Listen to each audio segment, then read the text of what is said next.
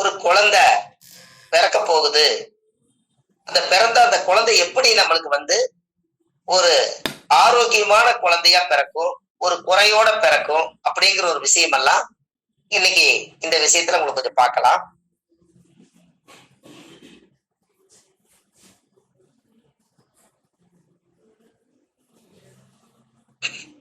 அதாவது யாராவது ஒரு ஜாதகத்தை பார்த்தீங்கன்னா, சூரியனோட ராகு யாருக்கு சேர்ந்திருந்தாலும் அந்த ஜாதகத்தை வாங்கினீங்கன்னா தலையில கொடி சுத்தி பிறந்துச்சாலும் கேளுங்க. அவங்க ஆச்சரியப்பட்டுருவாங்க. சூரியனும் ராகும் யாருக்கெல்லாம் ஒரு ஜாதகத்துல பிறந்திருக்குதோ அவங்களுக்கு கொடி சுத்தி தான் பிறக்கும். ஆனால் தலையில குடல் சுத்திக்கும். உங்களுக்கு அது புரியுதுங்களா நான் என்ன சொல்ல வரேன்னு? உங்களுக்கு புரியுது இல்லையா? அதாவது தலையில சூரியனும் ஒரு ஜாதகத்துல சூரியனும் ராகுவும் யாருக்கெல்லாம் சேர்ந்திருக்கோம் அவங்களுடைய குழந்தை பிரசவமாகி வந்திருந்தால் அந்த ஜாதகருக்கு சூரிய ராகு சேர்ந்த குழந்தைக்கெல்லாம் அவங்க அம்மா அப்பாவை நீங்க கேட்டீங்கன்னா குழந்தை தலையில கொடி சுத்தி அந்த குழந்தை பிறக்கும். அதே எனக்கு இந்த இணைவு இருக்குங்க ஐயா, நான் அப்படிதான் பிறந்தேன். வெரி குட், சூப்பர் ஐயா. எல்லாத்துக்கும் சந்தோஷம் தானே? முதல் பரிகாரம் சந்தோஷம் தான் ஐயா. சந்தோஷம். அவங்க அதை ப்ரூவ் பண்றாங்க குரூப்புக்குள்ள. அதான் அதுல பெரிய. இன்னொரு முறை அந்த பரிகாரத்தை மட்டும் சொல்லுங்க. பரிகாரம் இல்ல, சூரியனும் ராகும் எந்த கட்டத்துல இருந்தாலும் ராசி கட்டத்துல தலையில கொடி சுத்தி அந்த குழந்தைக்கு வெளியெடுத்து தான் அந்த கொடியை வெளியெடுத்து விடுவாங்க. அதாவது தலைய சுத்திடும் கொடி, சூரியனும் ராகும். இது ஏன் அப்படி? இத லாஜிக்கா பரிகாரமா கொண்டு வாங்க. எப்படின்னு பாருங்க. சூரியன்னா தலை, ராகுன்னா பாம்பு மாதிரி குடலு. இந்த சூரியனை ராகு ஒட்டி இருக்கிறதுனால தலையில போய் இந்த குடல் ஒட்டிக்குது. அதனால கொடி சுத்தி பிறக்குது தலையில. எப்படி?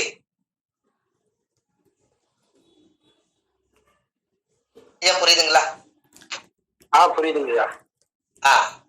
அதே போல சனியும் செவ்வாயும் ஒரு ஜாதகத்துல யாராருக்கு இருந்தா அவங்க பிறக்கும் போது கால்ல கொடி சுத்திக்கும்.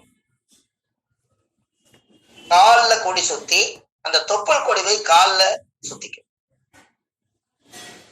அப்போ இப்படி ஒரு பிறந்துருச்சுன்னா ஜோசியர்கிட்ட கேட்பாங்க, பிரசவம் ஆகும் போது குழந்தைக்கு இவ்வளவு தடை இருந்துச்சுங்க, இந்த தடைகள் எல்லாம் சரியாகணும்னா என்ன பண்றதுன்னு கேட்பாங்க. அதுக்கு நீங்க ஒரு பரிகாரம் சொல்லுங்க.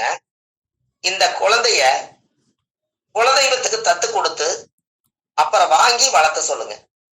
அது இன்னமும் ரொம்ப சிறப்பா. குலதெய்வத்தை கொண்டு போய் சாமி தத்து கொடுத்து வாங்கலாம்.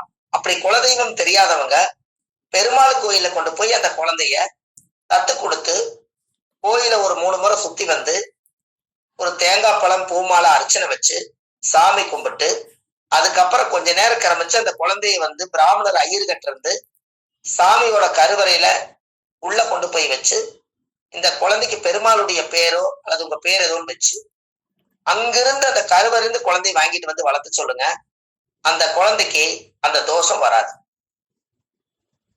ஏன் அப்படின்னா அந்த காலத்துல நீங்க பார்த்திருக்கீங்களா, மாலை சுத்தி பிறந்தா மாமனுக்கு ஆகாது, கொடி சுத்தி பிறந்தா கோத்திரத்துக்கு ஆகாதுன்னு சொல்லுவாங்க. நீங்க கேள்விப்பட்டுக்கிறீங்களா ஐயா? இப்ப இன்னும் கொஞ்சம் நம்ம அட்வான்ஸா போயிட்டோம். சூரியனோட ராகு சேர்ந்தா சூரியன்னா தலை, ராகு அதுல சுத்திக்கும். செவ்வாயும் சனியும் சேர்ந்து இருந்தா சனினா முழங்காலு, அப்ப கணுக்காலு முழங்காலுதான் சனி. அப்போ இந்த சனியோட செவ்வாய் சேரும் போது தொப்புல இருக்கும் போது அந்த கத்தியில ரத்தம் பட்டு காலை சுத்தித்தான் அந்த குழந்தை பிறக்கும். இதெல்லாம் எடுத்து விடுவாங்க. இதெல்லாம் நர்ஸு கிட்ட பிரசவம் பார்க்கறவங்க கிட்ட நீங்க கேட்டு பாத்தீங்கன்னா உங்களுக்கு அருமையா தெரியும். இதெல்லாம் நீங்க தெரிஞ்சுக்கணுங்கிறதுக்காக இந்த விஷயத்த சொன்னேன். சரி, இப்போ நம்ம நேரா ஒரு விஷயத்த சொல்லுங்க ஐயா. இந்த அடப்பு நட்சத்திரம் சொல்றாங்க இல்லையே, இந்த அடப்பு நட்சத்திரத்தை பத்தி நீங்க ஏதாவது தெரிஞ்சுக்கணுமா? கண்டிப்பா கண்டிப்பா தெரிஞ்சுக்கணுங்க ஐயா. கண்டிப்பாங்க ஐயா. ஆமாங்கய்யா. ரைட், ரொம்ப சந்தோஷம். இந்த அடப்பு ஒருத்தருடைய வாழ்க்கையில எப்படியெல்லாம் நம்மளை வந்து கஷ்டப்படுத்துது அப்படின்னு பாருங்க. அவிட்டம், சதயம், பூரட்டாதி, உத்திரட்டாதி, ரேவதி 6 மாசம் அடப்பு இந்த 5 நட்சத்திரத்துக்கு கொடுத்துருக்காங்க. அதே போல ரோகிணி, மிருகசிருஷம், கிருத்திக இதுக்கு அடப்பு கொடுத்துருக்காங்க. இப்படி ஒருத்தர்களுக்கெல்லாம் என்னங்கய்யா திரும்ப சொல்லுங்க, நட்சத்திரங்கள் சொல்லுங்க. நட்சத்திரங்கள் உங்களுக்கு அப்புறம் சொல்றேன். அடப்பை பத்தி நீங்க தெரிஞ்சுக்கங்க. இருக்கிறது 12, 13 நட்சத்திரம் தான் அடப்பு நட்சத்திரங்கள் இருக்கும். இந்த அடப்பு நட்சத்திரத்துல யாராவது ஒருத்தர் இறந்துட்டாங்கன்னா அவங்களுக்கு உடனே ஏதாவது சீக்கிரமா கொண்டு போய் அடக்கம் பண்ணிட்டு ஒரு 6 மாசம் அடக்கு இருக்குது. 6 மாசம் அடப்பு இருந்தா இந்த 6 மாசத்துக்கு இவங்க 6, 3, 18, 180 சூடத்தை ஒன்னா வச்சு கொளுத்தி சாமி கும்பிட்டு கருப்பு கர்மாந்தரம் எல்லாம் முடிச்சு இவ்வளவுதான் ஆத்மா பூஜை அப்படின்னு இன்னைக்கு உலகம் ரொம்ப வேகமா போகுது. ஆனா அதையவே நம்ம திருப்பி கேட்டா இப்ப எப்படின்னா முறையா 6 மாசம் அடப்பு இருக்கிறத ஏன் அந்த உயிர் 6 மாசம் இந்த பூமியில அந்த ஆத்மா வாழும்னு நினைக்குது அப்படின்னா அந்த அடப்பு நட்சத்திரங்கள்ல இந்த ஆத்மா ஐயோ நான் குழந்தையை விட்டுட்டு போறேன், என்னுடைய தாய் தந்தை விட்டுட்டு போறேன், என் சொத்தை விட்டுட்டு போறேன், என்னோட மூதாதிகள் எல்லாம் விட்டுட்டு போறேன், எனக்கு நிறைய இந்த உலகத்துல வாழணும்னு எனக்கு ஆசை இருக்குது, இந்த உயிரை ஆண்டவன் எடுத்துக்கிறானே அப்படின்னு இன்னும் வாழணும்னு நினைச்சு அந்த எண்ணத்தோட தான் அது இருக்கும். அப்போ என்ன அப்படின்னு கேட்டீங்கன்னா அந்த உயிர் போனாலும் கூட உடம்பை கொண்டு போய் மண்ணுல அடக்கம் பண்ணிருவோம். அதுக்கப்புறம் இந்த ஆத்மா மட்டும் இறந்த இடத்துலயே சுத்திட்டு இருக்கு. அப்ப இந்த இறந்த இடத்துல சுத்திட்டு இருந்தா அந்த ஆத்மா அந்த வீட்டை விட்டு போகாது. அதனாலதான் அந்த காலத்துல கூட அடப்பு வையே அப்படின்னு சொன்னாங்க. அந்த வீடு வாழ்ந்த வீட்டை அடைச்சிடணும் இறந்த நேரம் சரியில்லைனா. அப்ப இறந்த நேரம் சரியில்லைனா யாருக்கெல்லாம் தீட்டு? கொல்லி வைத்தோர், உடமுடைத்தோர், புலிமேட்டுக்கு மண்ணு தள்ளினோர், வாக்கரிசி போட்டோர், எரை எடுத்தோர், மூட்டை எடுத்தோர், வஸ்திரம் வாங்கினோர், இத்தனை பேர்த்துக்கு அந்த தீட்டு இருக்குமா? இப்ப சொல்லுங்க, நான் இளவுக்கு போகல, நான் அதையெல்லாம் தொடல அப்படின்னாலும் அந்த இறந்த உயிரோட ரத்த சம்பந்த உறவுகளுக்கெல்லாம் இந்த 6 மாத காலம் அவங்களுக்கு தீட்டுதான். அப்ப இந்த 6 மாச காலத்துக்கு இந்த ஆத்மாவை பூமியில அது சம்பாரிச்சு இடந்தடம் வாங்கி வீடு வாசல் கட்டி பேரு புகழெல்லாம் தேடி வச்ச ஒரு ஆத்மாவுக்கு 3 நாள்ல காரியத்தை முடிச்சு போட்டு 180 சூடத்தை ஒன்னா வச்சு கொளுத்திட்டு அவ்வளவுதான் முடிஞ்சது, இதுக்கு மேல அவங்கவுங்க வேலை பாருங்கன்னு சொன்னா இந்த ஆத்மா ஒரு 60-70 வருஷம் வாழ்ந்திருந்தா அப்ப அவருக்கு கோபம் வரும். ஏன்? எத்தனை சொத்தை இந்த ஆத்மா பேரபேத்திகளுக்கெல்லாம் சேர்த்து வச்சிருப்பார், எத்தனை வீடு வாசலை கட்டி வச்சிருப்பார், எத்தனை பேர் போல சம்பாரிச்சு வச்சிருப்பார். இவ்வளவு பேர்த்துக்கும் இந்த ஆத்மாவை இந்த 3 நாள்ல கருப்பு கர்மாதியோட முடிஞ்சுதா? அப்ப அந்த வாழணும்னு அந்த 6 மாசம் நினைச்ச ஒரு எண்ணம் அவங்களுக்கு அந்த 6 மாசத்துக்காவது என்னை சுத்தி விளக்கு போட்டு எனக்கு ஆத்மா சாந்தி பண்ணுங்க, அப்பத்தான் நான் இந்த பூலோக பதவி விட்டு சிவலோக பதவி போகணும்னு சொல்லுவேன். அதுக்காகத்தான் அந்த காலத்துல ஊடு அடப்பு வந்தா இழந்த முள்ளு இருக்குது இல்லைங்களா, இழந்த முள்ளு, அந்த இழந்த முள்ளு, வேலி முள்ளு, கருவேலா முள்ளு எல்லாம் கொண்டு போய் அந்த இறந்த உயிருடைய ஆத்மா பக்கத்துல கொண்டு போய் அந்த வீட்டை அடைச்சு அது பால் அடைஞ்ச 6 மாசத்துக்கு அந்த உயிரோட்ட இடத்துக்கிட்ட யாரும் போக மாட்டாங்க. அதுக்கு கொஞ்சம் வெளியில வச்சு ஒரு வெங்கல கிண்ணத்துல நல்லெண்ணெய் விட்டு 1 ரூபா காயின் போட்டு எல்லாரும் அந்த நல்லெண்ணெய் முகத்தை பார்த்துக்கங்கன்னு சொல்லி அந்த முகத்தை பார்த்து அந்த நல்லெண்ணெய் வச்சு ஒரு பொட்டி கூடை போட்டு கமுத்தி 4 செங்கலை தூக்கி அது மேல வச்சிருவாங்க. இதுக்கு பேரு தான் ஊடு அடப்பு.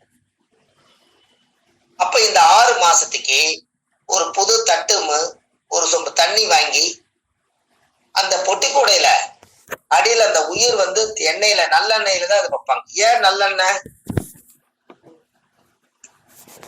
சனி பகவான். நல்லெண்ணெய் சனி காரகம் ஐயா. ஆயில் காரகன் சனி. அந்த ஆயில பூர்ண ஆயில ஒரு திருப்திகரமா கொடுக்கணுங்கிறதுக்காக அந்த விஷயம்.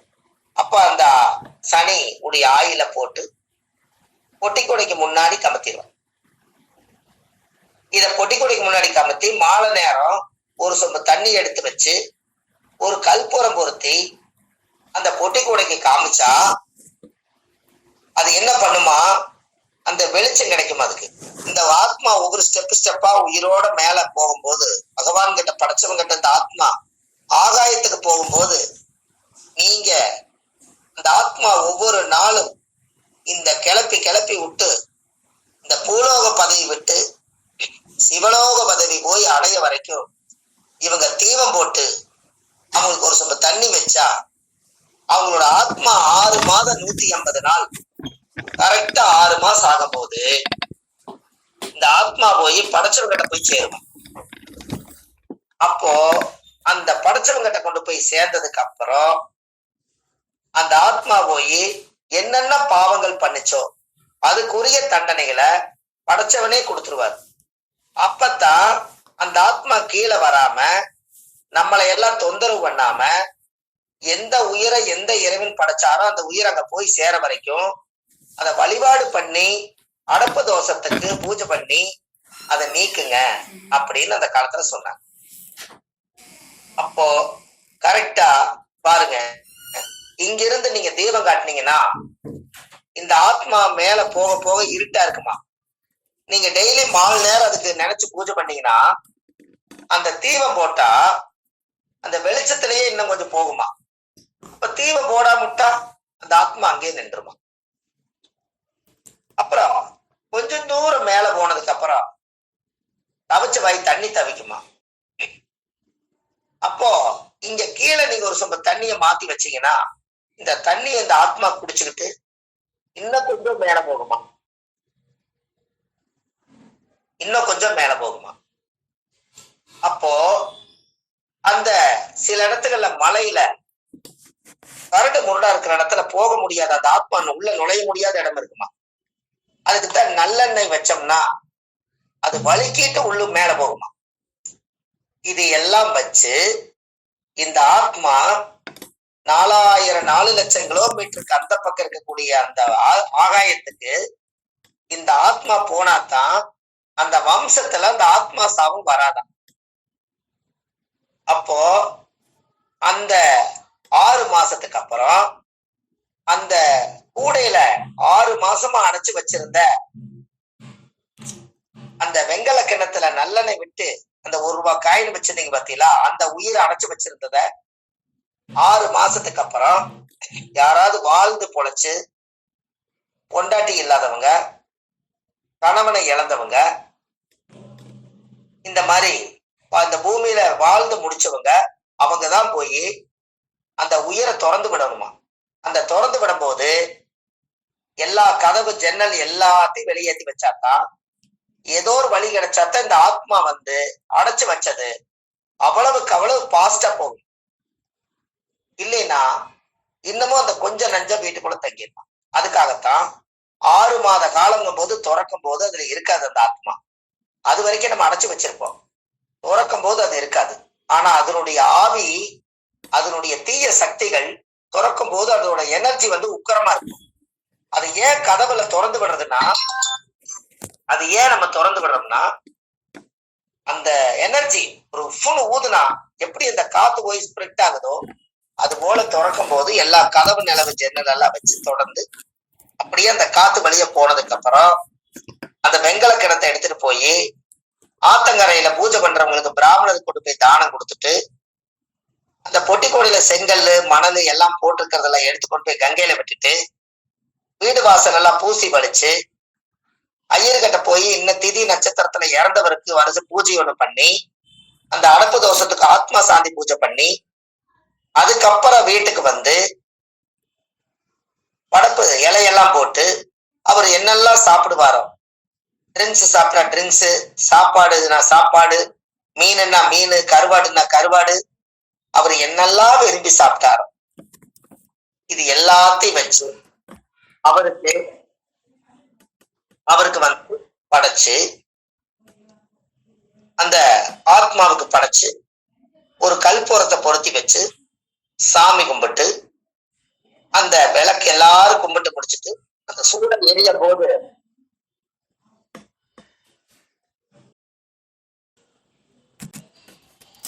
ஐயா கேக்குதா? கேக்குதுங்க ஐயா. அப்போ அந்த விளக்கு பத்த வச்சு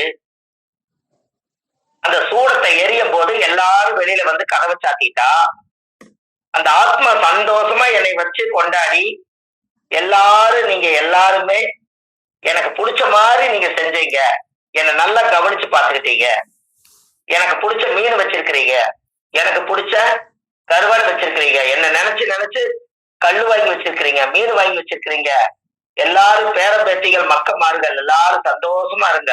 இந்த பிறவியில நான் ஆத்மா பிறவி எடுத்து நான் படைச்சவங்கிட்ட சந்தோஷமா நான் போயிட்டேன்னு சொல்லி அந்த ஆத்மா வாழ்த்திட்டு போயிருமா.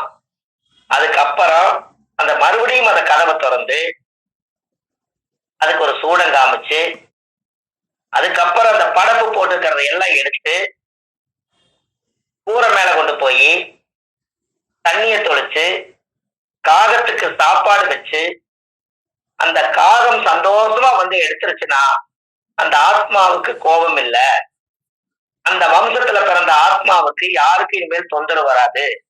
இதுக்கப்புறம் அந்த இடத்துல அந்த அடப்பு தோஷம் சுத்தமா நீங்கிருச்சு. இன்னும் முன்னோர்களுடைய வழியில இதைய அந்த காலத்துல இதை பயன்படுத்திருக்காங்க. அருமைங்க. ஆமா, மீட்டை ஓபன் பண்ணி எல்லாம் சொல்லுங்களேன். ரொம்ப அற்புதமான தகவல் ஐயா. ரொம்ப சந்தோஷம்.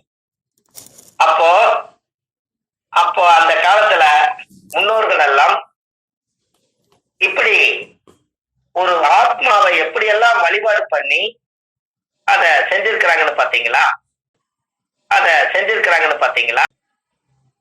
அதுக்கப்புறம் 6 மாசத்துக்கு அப்புறம் அந்த வீட்டை சுத்தப்படுத்திட்டு ஒரு ஐயரை கூட்டிட்டு வந்து கணபதி ஹோமம் பண்ணி அந்த வீட்டை புண்ணியதானம் பண்ணி, அதுக்கப்புறம் அதை கொண்டுட்டு போய் அந்த தீர்த்தம் எடுத்து தெளிச்சு, அதுக்கப்புறம் 1 வருஷ காலத்துக்கு இந்த கல்யாணம் மட்டும் 1 வருஷம் ரொம்ப உறவா இருந்தா 1 வருஷத்துக்கு கல்யாணம் மட்டும் பண்ணக்கூடாது. அந்த இறந்ததுல இருந்து 365 நாள் சூரியன் எந்த ஆத்மா எந்த நட்சத்திரத்துல இறந்து அடப்பாச்சோ அதே நட்சத்திரத்துல 365 நட்சத்திரம் கடந்து வந்து அந்த இறந்த நட்சத்திரத்தை சூரியன் தாண்டிட்டால் அந்த ஆத்மா சாந்தி என்று பொருள். எப்படி ஒண்ணு பதிலே காணுமே ஐயா? அற்புதம் அற்புதம் ஐயா. அருமையான தகவல்ங்க, அருமையான தகவல். அப்போ அடப்பு தோசைங்கிறது இன்னைக்கு 6 மாசத்துக்கு 180 சூடத்தை வச்சு ஒரே நாள்ல கொளுத்தி சாமி கும்பிட்டு போறாங்க. இது சாத்தியமானு சொல்லுங்க? சாத்தியம் இல்லைங்க. கண்டிப்பா இல்லைங்கய்யா. செய்யக்கூடாதுங்க அந்த.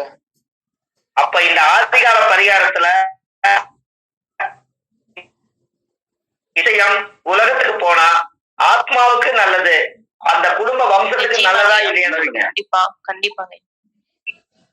அப்போ அந்த ஜாதகத்துல ஒருத்தருடைய அடப்பு நட்சத்திரங்கள் வந்து நாம் செய்த பாவம் வினைகளுக்கு தான் அடப்பு நட்சத்திரத்தை போய் விழுகிறது.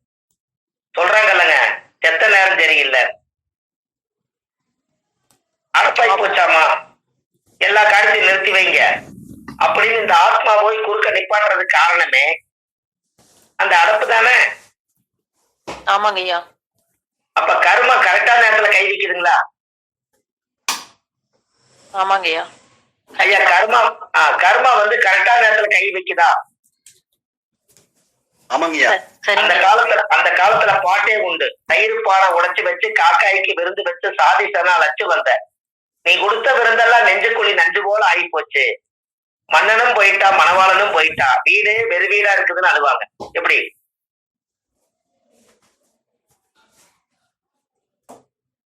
ஐயா புரியுதுங்களா? புரியுதுங்க. உங்களுக்கு இந்த அரசு நட்சத்திரம் சொன்னது இந்த நேரம் சரியா தவறுங்களா? சரிதாங்க ஐயா. ஒரு அப்படிலாம் இல்லைங்க இல்லங்க ஐயா, சொன்னதை எழுதிட்டு இருக்கோம், அதனால எழுதக்கூடாதுங்கம்மா, ரெக்கார்ட் போட்டுங்க. எழுதுனீங்கன்னா என் கூட ஒடியார முடியாதுல்ல. உங்களுக்கு ஐயா ஒரு பண்றாரு பாத்தீங்களா? ஐயா முகுந்தன் ஐயா ஒரு வேலை செஞ்சுட்டு இருக்கிறாரு பாத்தீங்களா?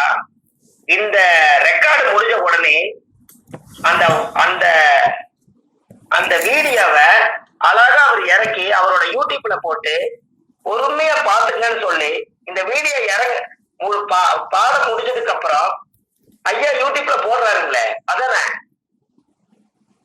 ஆமாங்க ஐயா. அப்ப நாளைக்கு நாளானிக்கு ஐயா வணக்கம் ஐயா. வணக்கம் ஐயா. ஐயா ஐயா ஒரு சொல்லிடுறீங்க ஐயா. இது யூடியூப்ல வந்து இனிமேட்டு வராது. இனிமேட்டு ஆடியோ ரெக்கார்டு மட்டும் குரூப்ல போட்டுருவீங்க. அது முதல் வகுப்புனால அது போட்டிருக்கிறீங்க. இனிமேட்டு ஆடியோ ரெக்கார்டு மட்டும் ரகசியமா அவங்களுக்கு மட்டும்தான் கிடைக்கும். எல்லாத்துக்கும் சந்தோஷம். நீ ஸ்டார்ட் பண்ணிக்கீங்க ஐயா. அவங்களுக்கு ஐயா ஆடியோ ரெக்கார்டு போய் சேருங்க ஐயா. அம்மா ஆடியோ ரெக்கார்டு கிடைக்குங்களாமா? அப்ப நீங்க பொறுமையா காதுல ஹெட்போன் போட்டு பொறுமையா எழுதிக்கலாம்லங்கம்மா கிளாஸ்? அப்ப நீங்க எங்களோட பயிரிக்கலாம்ல, அதுக்காக சொன்னேன். சரிங்க ஐயா, கவனிக்கிறோங்க. இப்போ அடப்பு நட்சத்திரத்தை பத்தி இனி ஒரு வீட்டுல அடப்பு நட்சத்திரம் யாராவது வந்து இது ஒரு தர்ம சேவை. ஒரே ஒரு விஷயம் மட்டும் நீங்க நல்லா செய்யுங்க. யாருமெல்லாம் ஜாதகம் பார்க்க வந்தா அடப்பு நட்சத்திரம் வந்து கேட்க வந்தாங்கன்னா அவங்களுக்கு இந்த மாதிரி நல்ல விஷயத்த சொல்லிட்டு நீங்க மனதார அவங்கள சந்தோஷமா தாட்டி விட்டுருங்க. அவங்க 100 ரூபாய் 200 ரூபாய் கொடுத்தாங்கன்னா அந்த காசு வாங்காம விட்டுருங்க. உங்க குடும்பத்துக்கு பிரேத சாபம் வராது. சரிங்க ஐயா, கண்டிப்பா செய்யறோங்க ஐயா. அற்புதங்க ஐயா. நீங்க பண்ற தர்ம சேவைய ஐயா அவரே நீங்க ஜோசி அவர் கேட்க வந்தவரே செத்து போயிட்டாரு. செத்து போன காசு வாங்கி உயிரோடு இருக்கிறவங்க எப்படிங்க ஐயா வாழ்றது? அற்புதம். நன்றி நன்றி, நல்லது. புண்ணியம் செய்வதற்கே புண்ணியம் செய்திருக்க வேண்டும். நாம அந்த தேதியை குறிச்சு கொடுக்கறதுக்கு ஒரு வழிகாட்டு மாதிரி ஆச்சு. வழிகாட்ட வந்தவங்க கிடையாதுங்க. நீங்க செய்யற புண்ணியம் அந்த ஆத்மாவுக்கு செய்யறீங்க. கரெக்டுங்களா ஐயா? உண்மைதாங்க ஐயா. சரிங்க ஐயா. அந்த ஆத்மாவுக்கு செய்யறீங்க. எவ்வளவு சந்தோஷம். அந்த ஆத்மா என்ன நினைக்கும்னா, ஒரு ஜோதிடர் எல்லாத்துக்கிட்டையும் காசு வாங்கினாரு, எல்லா பலனும் ஜாதகம் பார்த்து சொன்னாரு. நம்ம இறந்துட்டேன்னு போய் சொன்னே அந்த ஜோசியரு நம்மளுக்கு ஒரு ஆத்மாவை தெய்வமா நினைச்சு நம்மளுக்கு மட்டும் அவர் காசு வாங்கலையே. நம்ம வாழ்த்த போது அந்த ஜோசியரை வாழ்த்து இல்லாத அந்த ஆத்மா உங்க வீட்டுல வந்து வாழ்த்திட்டு மேல் ரோகம் போகுமா? நல்ல தகவல் ஐயா. எப்படிங்க அம்மா?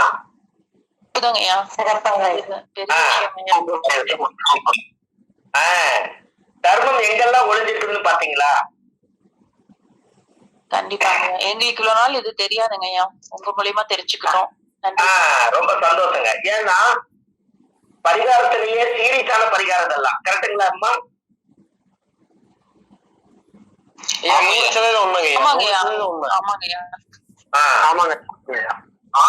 பரிகாரத்திலேயே சீரியஸான பரிகாரம் எதுன்னு கேட்டீங்கன்னா, ஆதிகால பரிகாரத்துல முன்னோர்கள் அந்த காலத்துல வாழும்போது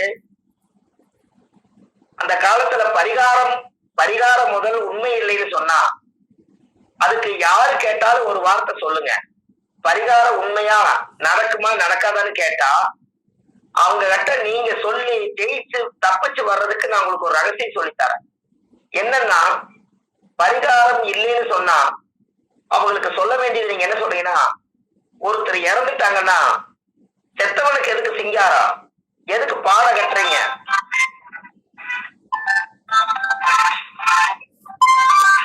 பாட கட்டுறீங்க, அவருக்கு எதுக்கு பச்சை இருக்கு, அவருக்கு எதுக்கு கோடி போடுறீங்க, கொல்லி வைக்கிறீங்க, தேரை எதுக்கு போய் சுத்தி வந்து கோடி போடுறீங்க, மஞ்சள் தண்ணி எதுக்கு தொளிக்கிறீங்க, கோழி எதுக்கு அறுக்குறீங்க, உடம்பு எதுக்கு உடைக்கிறீங்க, தீப்பந்தம் எதுக்கு பிடிக்கிறீங்க, பேரம்பேட்டிகள்லாம் எண்ணெய் அரைப்பதுக்கு நெத்தியில வைக்கிறீங்க. பொட்டு சத்திரம் எல்லாம் வச்சு அன்னைக்கு சேவிங் பண்ணி அவங்கள குளிக்க வச்சு அவங்களுக்கு காலை கட்டி கைய கட்டி எல்லாம் பண்ணி எல்லாம் போய் அழுது கொண்டு போய் குளியில அடக்கம் பண்றதுக்குள்ள எத்தனை அழுகாட்சி அழுது அந்த ஆத்மாவை போய் வச்சு இறந்ததுக்கு அப்புறம் பால் நெய் ஊத்தி எருக்கலாம் செடியில பாலை ஊத்தி இவ்வளவு ஆத்மாவுக்கு இவ்வளவு பயந்து செய்யறீங்களே, அப்போ பரிகாரம் உண்மையா இல்லையா? உண்மைங்க உண்மைங்கய்யா. இதுக்கு அவங்க பதில் சொல்லிட்டாங்கன்னா உண்மையாலுமே சந்தோஷம் தானே. நிச்சயமாங்கய்யா. செத்தவருக்கு எதுக்கு சிங்காரம்? அந்த ஆத்மா கூடு விட்டு போயிருச்சு, அந்த உயிர் எங்கேயோ போயிருச்சு, படைச்சவங்கிட்டயே போயிருச்சு. இருக்கிறது உடம்பு மட்டும்தான். அந்த உடம்புல எதுவுமே இல்லை. வாழ்ந்து உழைச்ச ஆப்பிள், ஆரஞ்சு, மாதுளம்பழம், கொய்யாப்பழம், வாழைப்பழம், லட்டு, ஜிலேபி, மைசூர்பா, இட்லி, தோசை, பணியாரம், கறி, சோறு, நான்வெஜ் எல்லாம் சாப்பிட்டு வளர்ந்த சதை மட்டும்தானே உங்க வீட்டுல இருக்குது. உயிர் படைச்சவன் அழகா எடுத்துட்டு போயிட்டாரே, அந்த உடம்பு மட்டும்தான் இருக்குது. இந்த உடம்பு துர்நாற்றம் அடிக்கூடாதுங்கிறதுக்காக அன்னைக்கே பாட்டு எழுதிட்டார். ரஜினிகாந்துக்கு ஒரு அருமையான பாட்டு, மண்ணின் மீது மனிதனுக்கு ஆசை, மனிதன் மீது மண்ணுக்கு ஆசை, மண் தான் ஜெயிக்கிறது, இதை மனம்தான் உணர மறுக்கிறது. அப்ப கடைசியில இந்த மண்ணு திங்க போது ஆத்மாவை திங்காத மண்ணு இந்த உடம்ப தின்றது. கடைசியில பூமி சமமாயிடும். வாழ்ந்தவங்க பொழைச்சவங்களுடைய உடம்ப தேடுனா கிடைக்காது. ஆத்மாவும் மேல் லோகத்துல போயிருச்சு. பூலோக பதவி விட்டு சிவலோக பதவி போயாச்சு. ஒரு தடவை தான் மனித பிறப்பு, தேடினாலும் கிடைக்காத செல்வம் மனித செல்வம். இதை மனிதனுங்களை தெய்வமா வணங்குறதுக்கு கோயிலே கட்டி கும்பாபிஷேகம் பண்ணினாலும் கூட சாமிக்கு சக்தி அதிகம்ங்கிறது உண்மைதான். பிரபஞ்சத்துல இருந்து கிடைச்சதுனால அதைய மகிமைப்படுத்தி அதை கொண்டாடி மண்ணா இருக்கிறத ஒரு மனிதர்கிட்டத்தான் அவ்வளவு பெரிய அறிவை வச்சு கோயிலை கட்டி உலகத்துக்கு மனித சக்தியை எடுத்து காட்டினாங்க. அப்பேற்பட்ட ஆத்மா தானே நம்மெல்லாம். ஆமாங்கய்யா. ஆமாங்கய்யா. ஐயா கரெக்டுங்களா? அற்புதங்க. சரிங்கய்யா. நீங்க நினைச்சு பாருங்க. அப்போ மனித சக்தி நம்ம உடம்புக்குள்ள இந்த ஆத்மா இருக்க வரைக்கும் இந்த அழகான வாழ்க்கையில ஆடம்பரம் ஆடம்பரம் சொல்றாங்களே, நல்லா நிறுத்தி சொல்லி பாருங்க. ஆடும் பொம்பரம் ஒரு நாள் தாண்டிடும், அதான் ஆடம்பரம். அதைத்தான் ஆடம்பரம்னு காலப்போக்குன்னு வந்துருச்சு. எப்படி? அருமைங்கய்யா, அருமையான வார்த்தைங்கய்யா, அற்புதமான வழக்கம் ஐயா. ஐயா கரெக்ட் தானே? இன்றைக்கு பரிகாரத்தை நம்ம எடுக்க போறோம். ஆதிகால பரிகார வகுப்பு, பாரம்பரிய திருவள்ளுவர் குல வம்சம், பிரசன்ன ஜோதிடர் சுப மாரிமுத்து, திருப்பூர்ல இருந்து இந்த பதிவு உங்களுக்காக. இன்றைக்கு 4வது வகுப்பு, ஆதிகால பரிகார வகுப்பு உங்களுக்காக இது தரப்பட்டுள்ளது. இந்த பரிகாரத்தை இப்ப நம்ம இன்னும் கொஞ்சம் வித்தியாசமா நம்ம பார்க்கலாம். அந்த வித்தியாசம் எப்படிங்கிறதையும் உங்களுக்கு நான் சொல்லி கொடுக்குறேன். இப்போ டென்டர்ல எல்லா வீட்லயும் குழந்தை இருப்பாங்க. அவங்களோட நோக்கம் என்னன்னா படிப்பு தான். இந்த படிப்பு அவங்களோட ஞான சக்தியில ரொம்ப நல்லா வரணும். அவங்க படிச்சாங்கன்னா உண்மையாலுமே அவங்க ரொம்ப ஒரு டாக்டர் ஆகலாம், ஒரு இன்ஜினியர் ஆகலாம், எத்தனையோ ஒரு நல்ல விஞ்ஞானி கூட ஆகலாம். அதுக்கு முதல் அறிவுக்குண்டான ஒரு படிப்பை இந்த குழந்தைகள் எல்லாம் படிக்கிறதுக்கு ஒரு ஆதிகால பரிகார கல்வியை பத்தி இப்ப நான் உங்களுக்கு சொல்ல போறேன். இப்போ படிப்புக்குண்டான கிரகம் என்ன கிரகம்னு யாரும் சொல்லுங்களேன் ஐயா? புதன் ஐயா. உங்களுக்கு படிப்பை பத்தி பரிகாரம் இப்ப சொல்லிக்கிறேன் அந்த 4 வகுப்புல.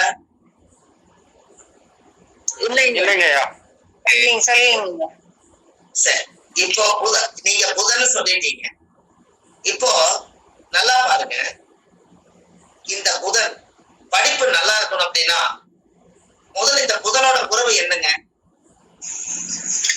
புதனோட தாய். அப்போ புதன் இயங்கணும்னா தாய் பூஜை பண்ணி அவங்க மனசு குளிர்ச்சியானா அந்த ஆசீர்வாதத்துல இந்த குழந்தைக்கு படிப்பு தானா மைண்ட்ல அதிகமா உண்டாகும். தாய் மாமன் இல்லாதவங்க இத சொல்றேன். தாய் மாமனுக்கு நீங்க ஒரு மாமன்கிற உறவு வச்சு யார கூப்பிடுறீங்களோ அவங்க எல்லாம் புதனா வர்றாங்க. அப்ப தாய் மாமனுக்கு ஒரு புதன்கிழமை அன்னைக்கு காலையில புதன்கிழமை 6 to 7 புதனோட உரையில சூரியன் உதிக்கும் போது அவங்கள ஒரு தலவாழ இலை வச்சு அதுக்கு மேல ஒரு தட்டு வச்சு அவங்கள கிழக்கு முகமா சூரியனை பார்த்து நிக்க சொல்லி பெண்ணா இருந்தாலும் ஆணா இருந்தாலும் அந்த குழந்தைய கால கழுவி ஒரு பசுமாட்டு பால் அந்த பாதத்துல ஊத்தி சாமிக்கு அது மேல 2 பட்டை பொட்டு சந்தனம் திருநூறு குங்குமம் எல்லாம் வச்சு பத்தி காமிச்சு ஒரு கற்பூரம் பொருத்தி வச்சு ஒரு தீபாரதனை காமிச்சு என்னுடைய வாழ்க்கையில என்னுடைய ஜாதகத்துல ஏதாவது படிப்பு தோஷங்கள் தடையாக இருந்தாலும் இன்னையில இருந்து எனக்கு படிப்பு நல்லா வரணும், புதனுடைய உறவா இருக்கிறதுனால உங்ககிட்ட மண்டி விட்டு நான் ஆசீர்வாதம் கேட்கறேன்னு சொல்லி அவங்க கையில மஞ்சள் அரிசி கையில கொடுத்து அதுக்கப்புறம் நீங்க கரெக்டா விழுந்து கும்பிடும் போது அவங்களை ஆசீர்வாதம் பண்ணி நீ நல்லா படிச்சு கல்வியில பெருசா வருவீன்னு தாய்மாம மனசார ஆசீர்வாதம் பண்ணாருன்னா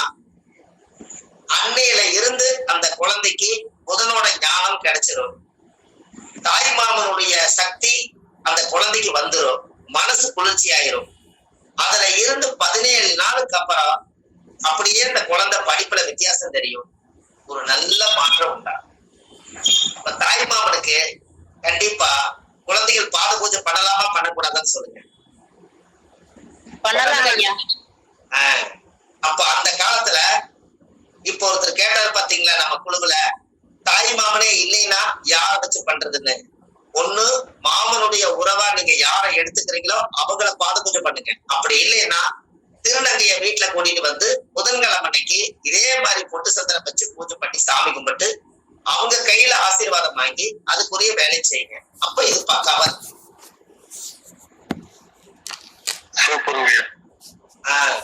அர்த்தம் புரியாதவர்களுக்கெல்லாம் அர்த்தம் புரிய வைக்கும் அர்த்தநாரீஸ்வரர். லாஸ்டா சொன்னது சொல்லுங்க ஐயா. தாய்மாமன் இல்லன்னா என்ன பண்ணலாம்? லாஸ்டா சொன்னது மாதிரி சொல்லுங்க. அதாங்கய்யா, தாய்மாமன் இல்லாதவங்க நீங்க மாமன் சொல்லி உறவை யார கூப்பிடுறீங்களோ, சித்தப்பா வழியில பெரியப்பா வழியில ஒண்ணு அவங்களுக்கு பாத பூஜை பண்ணுங்க. அப்படி அந்த உறவுகளும் கிடைக்கலன்னு சொன்னால் திருநங்கைகள் கண்டிப்பா கிடைப்பாங்க. அவங்களுக்கு நீங்க காலையில புதன்கிழமை அன்னைக்கு 6 to 7 புதன உரையில அதே மாதிரி தாய்மாமனுக்கு சொன்ன பாத பூஜைய அந்த திருநங்கையா இருக்கிறவங்களுக்கு ஒருத்தரை கூட்டிட்டு ஒரு பச்சை புடவை, வெத்தலை பாக்கு, பூப்பழம், அவங்களுக்கு பாசி, லெட்டிக்கு அவங்க டிசைனா அவங்க போட்டு அழகு பார்க்கக்கூடிய பொருள்கள் இவங்களுக்கு பிடிச்ச மாதிரி எல்லாத்தையும் வச்சு அவங்க கையில கொடுத்து நீங்க அந்த கர்மாவை போக்கடிச்சுட்டா அந்த அவங்க நம்ம தலையை தொட்டு ஆசீர்வாதம் வாங்கும் போது அந்த கர்மா நம்ம படிப்புக்குண்டான கர்மா நிவர்த்தியாகி அந்த குழந்தை ஒரு 17 நாளைக்கு அப்புறம் இந்த ஞானம் உடம்புக்குள்ள வந்துடும். அதுக்கப்புறம் அந்த குழந்தை நல்லா படிக்கும். அது ஏன் 17 நாள் சொன்னேன்? முதல் திசை 17 வருஷம். ஏன்னா நேற்றுக்கு பாத பூஜை பண்ணேன், இன்னைக்கு பாத பூஜை பண்ணேன், நாளைக்கு ரிசல்ட் கிடைக்கலன்னு சொல்லிட்டு கூடாதல்ல. 17 நாள் நீங்க வச்சுட்டீங்கன்னா அந்த ஜாதகத்துல அதுக்கப்புறம் அது பாத பூஜை பண்ண எடுத்து அவங்களுக்கு எந்த நட்சத்திரத்துல பாத பூஜை பண்ணாங்களோ அடுத்த நட்சத்திரம் தாண்ட வரைக்கும் அந்த ஆசீர்வாதம் பிரபஞ்சத்துல இருந்து வந்துகிட்டே இருக்கும். அந்த 17 நாளுங்கிறது பிளஸ் 27 நாள், 17 நாளுக்கு மேல அது ரீச் ஆயிடும். அப்போ ஒரு மாசத்துக்குள்ள அந்த குழந்தைக்கு ஒரு பரீட்சையா இருக்கட்டும், ஒரு பாஸ் ஆக போறாங்கன்னா இந்த மாதிரி ஒரு பாத பூஜை பண்ணிட்டு போக சொல்லுங்க. இல்ல கல்வியில படிப்பே ஞானமே வரமாட்டேங்குதுன்னா இந்த பாத பூஜை பண்ண சொல்லுங்க. சூரியனும் சந்திரனும் கெட்டுட்டாலே அதை இயக்கிறதுக்கு ஒரே வழி அம்மா அப்பாவுக்கு பாத பூஜை பண்ணித்தாங்க இயக்க முடியும். அதே மாதிரி ஒருத்தர் ஜாதகத்துல படிப்பு புதன் கிரகம் கெட்டுச்சுன்னா நீங்க பாத பூஜை பண்ணீங்கன்னா அந்த புதன் ஆக்டிவிட்டி ஆகும். அப்ப பாத பூஜை அந்த காலத்துல முன்னோர்கள் வச்சுக்கிறாங்களா இல்லையா?